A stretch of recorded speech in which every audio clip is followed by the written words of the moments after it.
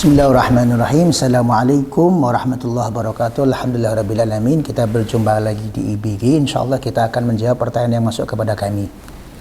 Izin bertanya Gus, apa hukumnya ketika wudhu kita mengusap tengkuk leher kita? Bismillahirrahmanirrahim. Di dalam wudhu ini selain ada rukun dan syarat yang harus terpenuhi, maka disunnahkan lagi bagi kita untuk memperbanyak pahala lewat jalur melaksanakan sunnah-sunnahnya wudhu. Maka sunnah-sunnahnya wudhu terbagi menjadi 3. Yang pertama adalah sunnah sebelum masuk pada wudhu. Yang kedua sunnah dalam pelaksanaan wudhu. Dan yang ketiga sunnah setelah selesai melaksanakan wudhu. Adapun terkait dengan pertanyaan penanya, yaitu terkait dengan mengusap leher ketika wudhu, maka ini termasuk dalam kesunnahan wudhu di dalam proses berwudhu tersebut.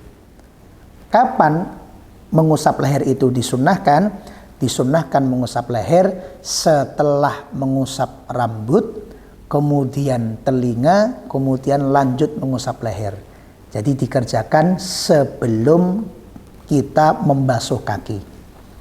Nah, ketika kita mengusap rambut sempurna dengan cara 3 kali, kemudian lanjut telinga dengan cara 3 kali telinga, kemudian 3 kali menggunakan jari telunjuk atau jari kelingking kita, kemudian 3 kali dengan menggunakan telapak tangan kita seperti ini.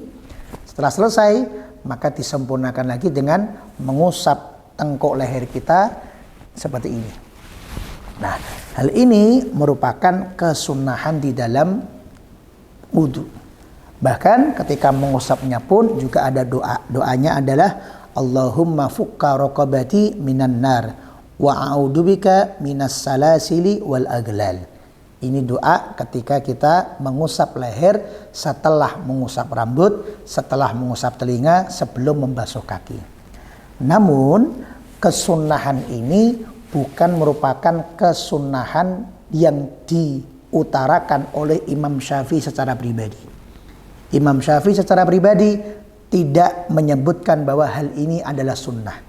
Termasuk pegangan mu'tamad di dalam madhab Imam Syafi'i, yaitu Imam Nawawi, yang pendapat-pendapatnya dihitung mu'tamad, tidak menyebutkan bahwa mengusap leher termasuk bagian dari kesunahan. Lalu yang menyebutkan itu kesunahan siapa Gus? Yang menyebutkan kesunahan adalah ashab madhab Syafi'i. Jadi bukan Imam Syafi'inya langsung, bukan Imam Nawawinya langsung, tapi ulama-ulama yang beliau bermadhab kepada Imam Syafi'i mensunnahkan. Jadi bukan Imam Syafi'inya langsung. Di antaranya siapa? Di antaranya adalah Imam Rafi'i. Di antaranya juga adalah Imam Baghawi. Di antaranya juga adalah Imam Ghazali. Imam Ghazali, Imam Baghawi, Imam Rafi'i, semuanya ini bermadhab Syafi'i. Dan beliau sama-sama menambahkan kesunahan ketika wudhu, yaitu mengusap leher. Maka bagaimana sikap kita kalau melihat yang tidak mengusap leher, maka nggak ada masalah. Jangan dihitung, oh berarti sunnahnya nggak sempurna. Enggak. Karena memang menurut Imam Nawawi dan Imam Syafi'i pun itu tidak termasuk dalam kesunahan yang disebutkan. Tetapi kalau ada saudara kita atau mungkin kita sendiri yang merasa nyaman, merasa enak, merasa segar ketika leher ini ikut diusap, maka mau dilakukan daripada sekedar segar, niat agar segar dan agar mendapat kesunahan. Berarti niat untuk melakukan kesunahan wudhu, agar ketika mengusap leher kita mendapatkan pahala melakukan sunnah wudhu menurut apa yang dikatakan oleh Imam Ghazali, Imam Baghawi dan Imam Rafi'i. Pertanyaannya, dari mana beliau-beliau ini bisa mengatakan hal tersebut sunnah? Karena mengambil dari hadis baginda Nabi Muhammad sallallahu alaihi wa ala alihi wasallam yang diriwayatkan oleh Imam Abu Dawud dan Imam Ahmad min hadis Talhah, dari hadis Talhah, beliau dapat dari ayahnya, kemudian dapat dari kakeknya, annahu, bahwa kakeknya Talhah ra'an Nabiyya sallallahu alaihi wasallam, beliau menyaksikan Nabi Muhammad sallallahu alaihi wasallam berwudu. Apa yang dilakukan Rasulullah? Yamsahu ra'sahu, beliau mengusap kepalanya, hatta balagal qadal wa ma yalihi min muqaddamil unuq, dan kemudian rambut tersebut beliau lanjutkan sampai ke telinga, sampai ke bagian belakang, dan sampai ke bagian leher.